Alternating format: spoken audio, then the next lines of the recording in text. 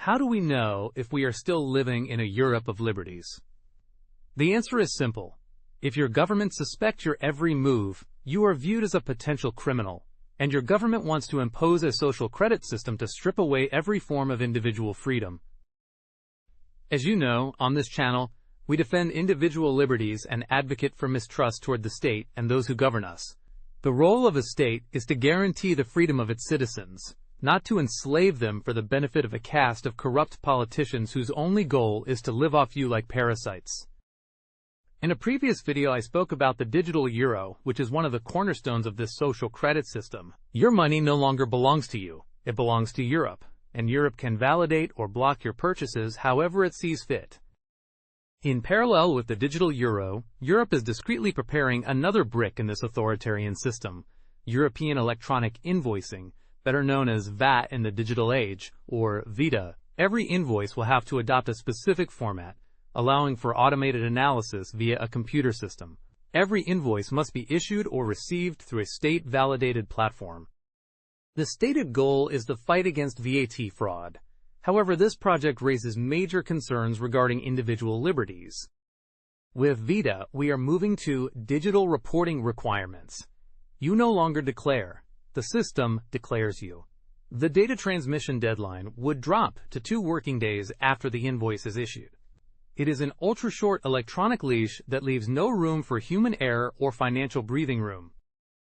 Unlike the current system, where a company declares its overall turnover, the new system imposes near real-time transmission of data for every single transaction to the tax authorities. This includes mandatory E-Invoicing and real-time reporting. The use of certified private or public platforms becomes a mandatory bottleneck, effectively eliminating the direct and private exchange of documents. Implementing ViDA will cost European businesses approximately 11 billion euros in the first few years. Small businesses are being forced to self-finance the tools of their own surveillance. It is a disguised tax on technology to feed the bureaucratic hydra. The problem is that this system transforms invoices into a backdoor into your private life. An invoice isn't just an amount, it contains the what, the when, and the with whom. This system introduces total traceability of your behavior. By centralizing every purchase of goods or services, the state gains a precise map of consumption habits, travel, hotel, and transport costs, and the business relationships of an individual or a company. Furthermore, this invoicing system links directly to digital identity and the digital euro. By cross-referencing e-invoicing with the European digital identity and the digital euro, the state achieves a perfect control loop. You now have a social credit score, and heaven help you if you make a misstep.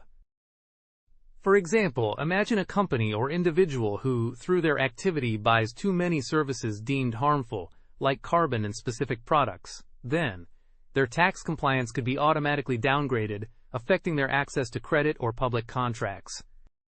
Beyond that, this system allows for automated sanctions. It establishes an algorithmic justice, where the administration can block a transaction or freeze rights up front, without human intervention, based on a discrepancy detected by an AI controller.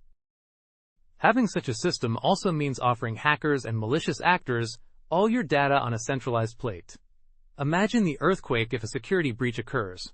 As a reminder, in the final months of 2025 alone, hundreds of data leaks took place following massive hacks against state agencies. The state is already unable to protect the data it collects, yet it demands more, exposing your private life and personal safety to gangs and mafia systems. Lest we forget, also in 2025, a French tax official sold the tax data, names, home addresses, phone numbers, financial situations of numerous French citizens to a mafia group.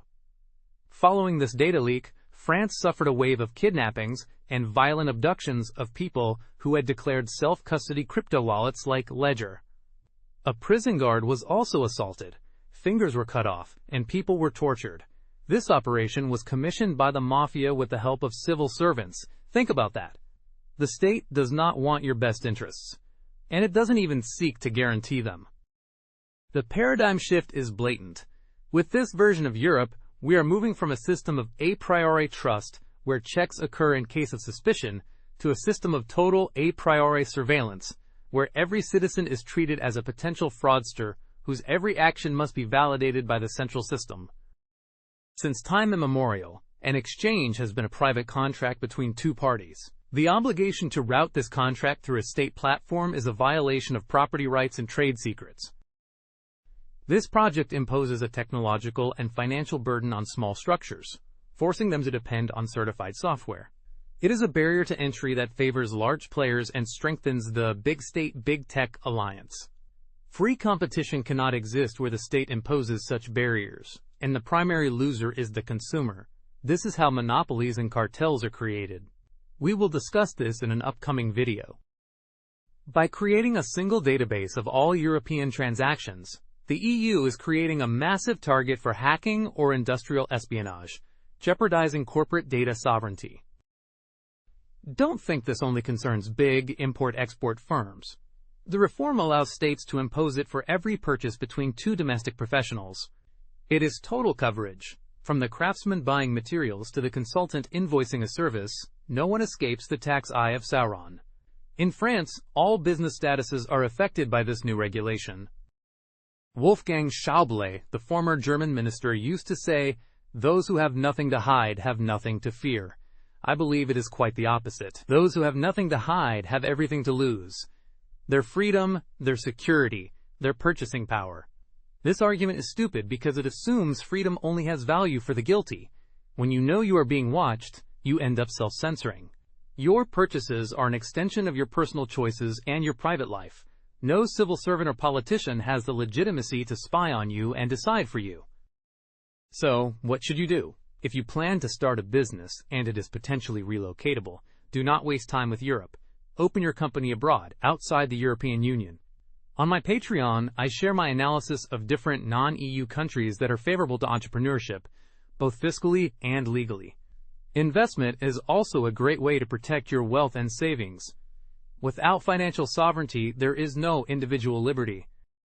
For those who want to take action and build this financial sovereignty, I have provided several tools in the description. You can start by opening an account via my sponsored link to build your traditional asset base, preferably by choosing accumulating investments that don't expose you to taxes. For those who want to go further and literally print Bitcoin daily, I recommend creating a Go mining account. It's an excellent entry point to accumulate BTC fractions regularly and understand the mining mechanisms we've discussed. Remember, Bitcoin is a decentralized currency, and if you own your keys, no government can block you. If you want to dive deeper into these strategies, learn how to secure your business, or discover how to relocate your income to invest more heavily, join me on Patreon. This is where I share detailed analyses and where we build the pillars of your independence together, away from the pressure of traditional institutions. I share tutorials on how to create paper wallets and which investment strategies to follow. Finally, if this content helped you better understand the societal stakes behind EU decisions, don't forget to leave a like and subscribe to the channel so you don't miss the next analysis. Tell me in the comments, do you think Europe is foot-gunning itself by attacking its entrepreneurial fabric head-on? Is it not killing its own competitiveness and innovation? I read all your feedback. Take care of yourselves and see you soon for the next one. In the meantime, stay free.